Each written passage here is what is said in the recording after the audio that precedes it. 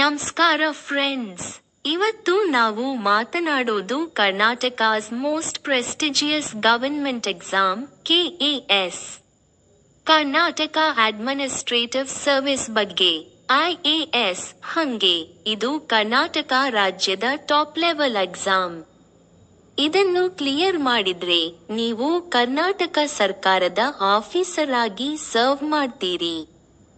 ಇವತ್ತು ಈ ವಿಡಿಯೋಯಲ್ಲಿ ನಾವು ಡಿಸ್ಕಸ್ ಮಾಡೋದು KAS ಏನು, ಎಲಿಜಿಬಿಲಿಟಿ ಯಾವುದು, ಎಕ್ಸಾಮ್ ಪ್ಯಾಟರ್ನ್ ಹೇಗೆ, syllabus details, job roles, preparation strategy ಮತ್ತು ಟಿಪ್ಸ್, ಸಕ್ಸೆಸ್ ಸ್ಟೋರೀಸ್.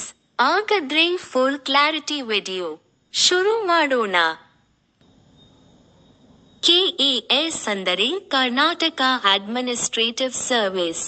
ಇದನ್ನು ಕಂಡಕ್ಟ್ ಮಾಡೋದು KPSC Karnataka public service commission. KAS ಕ್ಲಿಯರ್ ಮಾಡಿದ್ರೆ ನೀವು ಕರ್ನಾಟಕ ರಾಜ್ಯದ ಟಾಪ್ ಆಫೀಸರ್ಸ್ ಆಗ್ತೀರಿ. Tahsildar, deputy collector, assistant commissioner, DSP, commercial tax officer. ಇದು IASಗೆ ಹತ್ತಿರದ ಪೋಸ್ಟ್ ಅಂತ ಹೇಳಬಹುದು. IAS ಸೆಂಟ್ರಲ್ ಲೆವೆಲ್, ಆದರೆ KAS ಸ್ಟೇಟ್ ಲೆವೆಲ್. ಸೊ ಕರ್ನಾಟಕಗೆ ಸರ್ವಿಸ್ ಮಾಡ್ಬೇಕು ಅನ್ನೋವರು ಇದನ್ನ ಡ್ರೀಮ್ ಎಕ್ಸಾಮ್ ಅಂತ ಕನ್ಸಿಡರ್ ಮಾಡ್ತಾರೆ. ಹೀಗಾದ್ರೆ ಯಾರು ಬರ್ತಾರೆ ಎಕ್ಸಾಮ್ ಬರೆಯೋಕೆ? ಎಜುಕೇಶನಲ್ ಕ್ವಾಲಿಫಿಕೇಶನ್ ಮಿನಿಮಮ್ ಗ್ರಾಡ್ಯುಯೇಷನ್ ಬೇಕು. ಯಾವುದೇ degree BA, BSc, BCom, BCA, BBA, engineering, medicine ಎಲ್ಲವೂ acceptable. Age limit general category 21 to 35 years, OBC 21 to 38 years, SC/ST 21 to 40 years. Attempts ಕೂಡ ಲಿಮಿಟೆಡ್ ಆಗಿರುತ್ತವೆ ಡಿಪೆಂಡಿಂಗ್ ಆನ್ ಕ್ಯಾಟಗರಿ. ಆದ್ರೆ most ಸ್ಟೂಡೆಂಟ್ಸ್ಗೆ 5 ರಿಂದ 6 attempts ಸಿಗುತ್ತವೆ. Exam pattern. KAS exam total 3 stages ಇರುತ್ತದೆ. Prelims 2 papers, general studies 1 ಮತ್ತು general studies 2. Objective type OMR based. ಇದರಲ್ಲಿ pass ಆದ್ರೆ ಮಾತ್ರ ಮೇನ್ಸ್ಗೆ entry.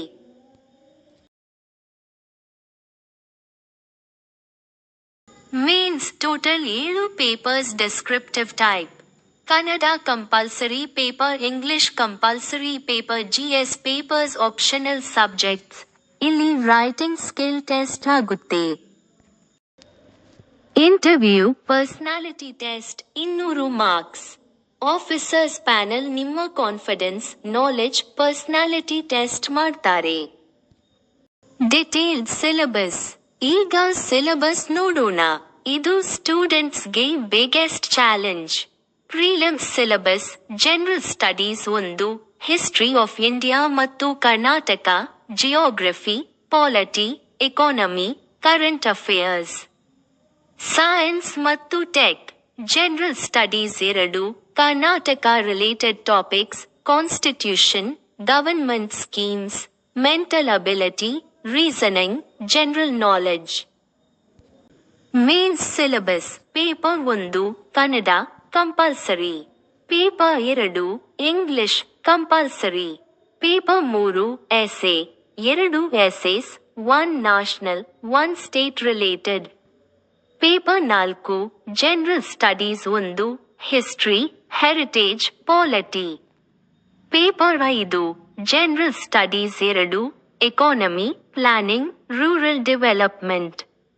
Paper 6 general studies 3, science ಮತ್ತು tech, environment, agriculture. Paper 7 general studies 4, ethics, integrity, aptitude. Optional subject. You can choose from subjects like public administration, sociology, political science, history.